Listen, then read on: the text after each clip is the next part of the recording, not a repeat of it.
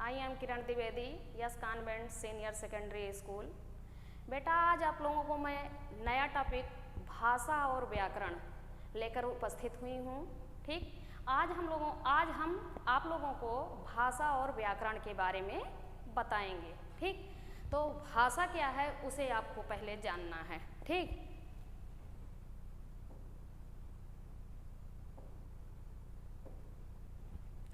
तो अब भाषा और व्याकरण, भाषा और व्याकरण में जैसे भाषा किसे कहते हैं। ठीक, पहले आपको ये जानना है कि भाषा किसे कहते हैं या भाषा की परिभाषा क्या है। तो निज विचार को प्रकट कर, निज विचार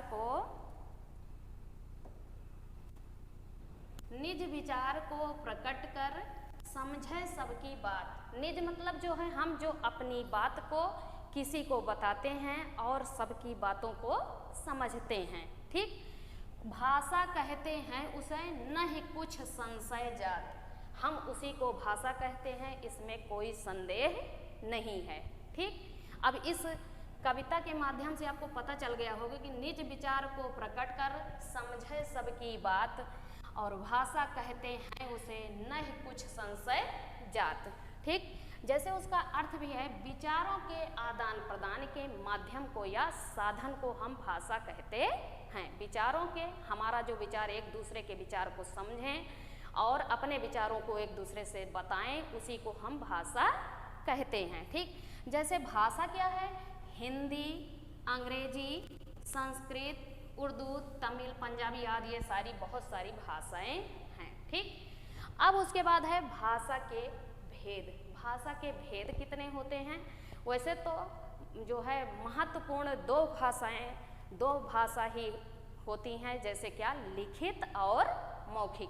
लेकिन एक भाषा और माना गया है जो हमारे लिखने में नहीं प्रयोग किया जाता है, वो है सांकेतिक। भाषा के दो ही भेद माने गए हैं, लिखित और मौखिक। तीसरा है सांकेतिक, वो जरूरत पड़ने पर हम उसका उपयोग करते हैं। जैसे भाषा अभिव्यक्ति के होते माध्यम तीन। भाषा अभिव्यक्ति माने जो है हम किसी को जो जिस प्रकार से व्यक्त करें उसी को हम अभिव्यक्ति कहते हैं। उसके माध्यम तीन मतलब तीन माध्यम होते हैं। ठीक, जैसे लिखित, कथित, सांकेतिक, अवसर के अधीन। ठीक, लिखित कथित माने होता है मौखिक, सांकेतिक मतलब इशारा करना, अवसर के अधीन मतलब जिसका जिस टाइप से हमको जरूरत पड़ती है उस हिसाब से हम प्रयोग कर लेते हैं। जैसे है लिखित भाषा, पहला है लिखित भाषा। लिखित भाषा में क्या है, हम उसको लिख कर किसी बात को या किसी विचार को अपने जो है हम लिख कर अगर वहाँ प्रकट करें उसे हम लिखित भाषा कहते हैं। जैसे पत्र व्यवहार, पत्र क्या है, हम लिख के ही तो किसी को बता सकते हैं। और दूसरी है मौखिक भाषा। मौखिक भाषा जो है वो है जिसमें हम मुंह से बोलकर अपनी भाषाओं को, अपनी बात को किसी दूसरे से कहते हैं, वो होती है मौखिक भाषा। जैसे उसका उदाहरण क्या है, नाटक, भाषण देना, नाटक करना, ये सब क्या है, हम बोलकर ही प्रकट करेंगे। तीसरी भाषा है सांकेतिक भाषा, जो हमारे सिलेबस में नहीं है जो है, लेकिन उसको जानना भी जरूरी है। सांकेतिक भाषा क्या है, जो हम इशारे से बात करें। कोई ऐसी बात होती है जो कि हमें कभी कभार इशारे की ज़रूरत पड़ती है, तो वह है सांकेतिक भाषा। जैसे उंगलियों के इशारे से किसी को रास्ता बताना, मार्ग दिखाना। ठीक, तो आप लोग अब लिखित और सांकेतिक, मौखिक सब समझ गए होंगे कि किसे कहते हैं। फिर है उसके बाद है नेक्स्ट टॉपिक व्याकरण। व्याकरण क्या है कि जो भाषा शुद्ध अशुद्ध का हमें कराए ज्ञान। भाषा जो है जो क्या शुद्ध है क्या अशुद्ध है उसका जो हमें ज्ञान कराए मतलब बताए। ठीक, कहते आए व्याकरण अब तक सब विद्वान, उसी को आज जो है जितने भी विद्वान हैं आज तक उसी को व्याकरण कहते हैं, जो हमें शुद्ध अशुद्ध का ज्ञान कराता है। जैसे एग्जाम्पल है,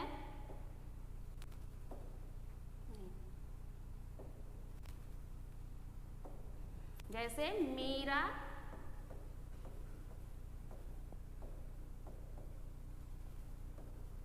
स्कूल गई, ये क्या है? शुद्ध है। फिर इसी को अगर मैंने लिख दिया मीरा स्कूल गया, ये क्या है? अशुद्ध है। अब आप लोग इसको पढ़कर भी समझ रहे होंगे कि ये शुद्ध क्यों है और अशुद्ध क्यों है। क्योंकि ये जो है मीरा स्कूल गई, ये जो है क्या नाम? स्त्रीलिंग है और गई भी स्त्रीलिंग है। तो ये क्या है? हमें व्याकरण के द्वारा ही पता चल रहा है कि ये शुद्ध है या अशुद्ध है। तो क्या है? मीरा स्कूल गई, ये सेंटेंस एकदम सही है, लेकिन हम इसको जान कैसे रहे हैं? व्याकरण के द्वारा ही। और दूसरा इसी का है कि मीरा स्कूल गया, तो मीरा क्या है? मीरा लड़की है, तो स्कूल गया ये पुल्लिंग बन रहा है, तो ये गलत है। ठीक, तो इसलिए ये सेंटेंस गलत है, तो ये अशुद्ध है।